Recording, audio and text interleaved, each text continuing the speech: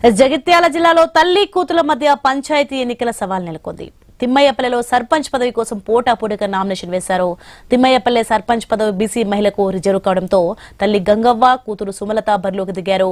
మరో ఇద్దరు మహిళలు నామినేషన్ వేసినప్పటికీ గెలుపుపై గంగవ్వ, సుమలత ధీమాగా ఉన్నారు.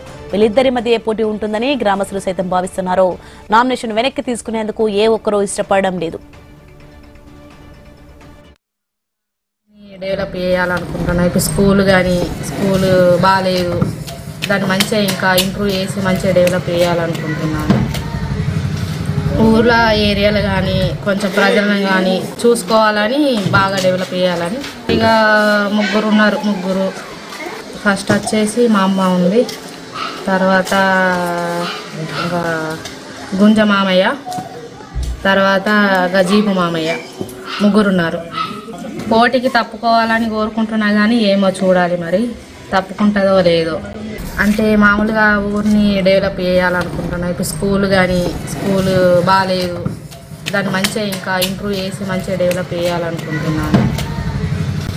ఊర్లో ఏరియాలు కానీ కొంచెం ప్రజలను కానీ చూసుకోవాలని, బాగా డెవలప్ చేయాలని. జగిత్యాల జిల్లాలో తల్లి కూతుల మధ్య పంచాయతీ ఎన్నికల సవాల్ నెలకొంది. తిమ్మయ్యపల్లెలో సర్పంచ్ పదవి కోసం పోటాపోటీగా నామినేషన్ వేశారు. తిమ్మయ్యపల్లె సర్పంచ్ పదవి బీసీ మహిళకు రిజర్వ్ కావడంతో తల్లి గంగవ్వ, కూతురు సుమలత బరిలోకి దిగారు. మరో ఇద్దరు మహిళలు నామినేషన్ వేసినప్పటికీ గెలుపుపై గంగవ్వ, సుమలత ధీమాగా ఉన్నారు. వీళ్ళిద్దరి మధ్య పోటీ ఉంటుందని గ్రామస్తులు సైతం భావిస్తున్నారు. నామినేషన్ వెనక్కి తీసుకునేందుకు ఏ ఒక్కరూ ఇష్టపడడం లేదు. రైట్, ఇదే అంశానికి సంబంధించి మరింత సమాచారం మా ప్రతినిధి ప్రశాంత్ ఫోన్లలో అందిస్తారు. ప్రశాంత్, మనం చూస్తున్నాం తల్లి కూతుల మధ్య పోటీ, ఎవరు కూడా తగ్గమంటున్నారు. మరి ఏంటి పరిస్థితి, ఎలా ఉంది అక్కడ, ఏంటి? సోని, నిజంగానే అంటే ఇప్పుడు స్థానిక సంస్థల ఎన్నికలు జరుగుతున్న నేపథ్యంలో నిన్న నామినేషన్ ప్రక్రియ మొదటి దశ ముగిసింది.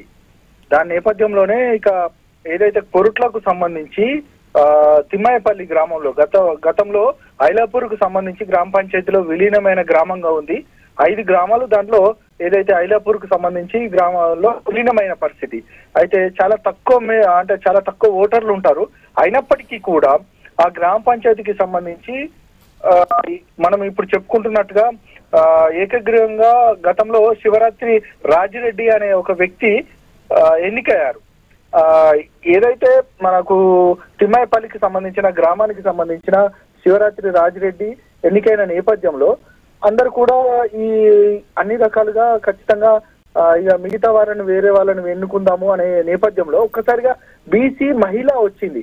అయితే శివరాత్రి రాజిరెడ్డికి సంబంధించిన తన భార్య అయిన ఆమెను బీసీ మహిళ కాబట్టి ఖచ్చితంగా ఆమెను నిలబెట్టాడు. కానీ ఆయన అనుకోకుండా తన కూతుర్ని కూడా తన ఊర్లోనే వివాహం చేసి ఇచ్చారు.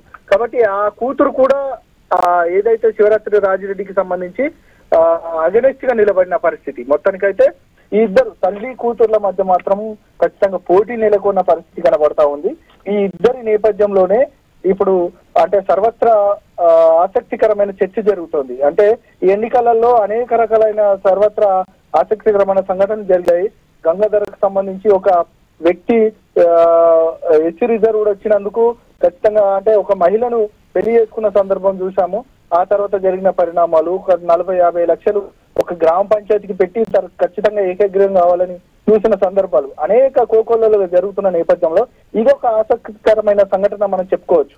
ఖచ్చితంగా తల్లి కూతుర్ల మధ్య పోటీ ఉంటుంది. ఈ తిమ్మయ్యపల్లికి సంబంధించి ఖచ్చితంగా వీళ్ళిద్దరి మధ్యనే పోటీ ఉంటున్న నేపథ్యంలో ఇక కరీంనగర్ వ్యాప్తంగా ఒక పెద్ద ఎత్తున చర్చ జరుగుతూ ఉంది.